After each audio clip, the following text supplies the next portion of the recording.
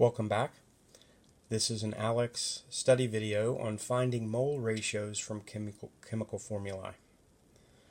So what you see when you have a formula is a recipe.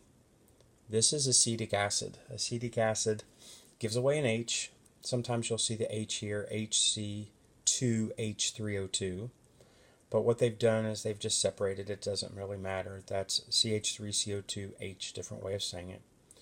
But acetic acid has a certain amount of carbon in it.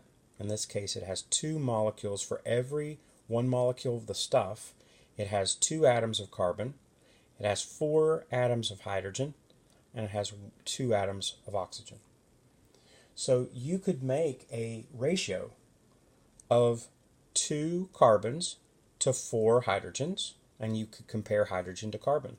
So for every 2 of carbon, you're going to have 4 of hydrogen. For every 2 of carbon, you're going to have 2 of oxygen.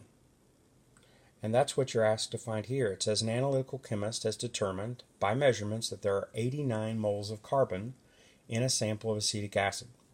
How many moles of oxygen? Right? So when you look at it, you're going to say, well, in one molecule, you're going to have 2 atoms of carbon and 2 atoms of oxygen. So you can set up a ratio. All right? So you can say for every mole of carbon, you're going to have the same amount of moles of oxygen. Specifically in this one, we've got two atoms of carbon and 2 atoms of oxygen. So remember, mole is just like atoms. It's just a bigger number. Okay, it's just a big number, and we can go using moles. We can go into grams and everything. It's a more useful unit. But we could say for every 2 moles of carbon in this example, for every 2 moles of carbon, you're going to have 2 moles of oxygen. So I'm just going to set up a proportion. It's my favorite kind of math. I'm going to set this fraction is equal to this fraction, and as long as these 2 things are the same, I can solve for an unknown. Okay?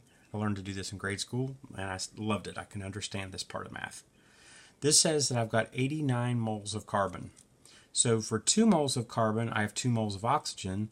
So how many moles of oxygen do I have when I have 89 moles of carbon? I'm going to have X moles of oxygen, and I can simply cross multiply. I can say 2 times 89 equals something, divided by 2 equals something.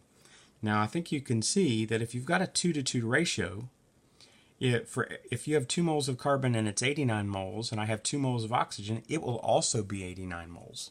So, don't do the math if it's that obvious. I'm going to go ahead and do it so you can see it. I'm going to cross multiply at the corners. 2 times 89, so 89 times 2 is 178.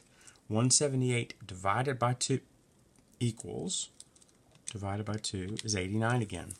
So I'm going to have 89 moles of oxygen. And I'm going to put the decimal there to see that I have 2 significant figures at the beginning. I'm going to have 2 at the end. And that's your answer, 89 moles of oxygen in this sample of acetic acid. Hope that helps.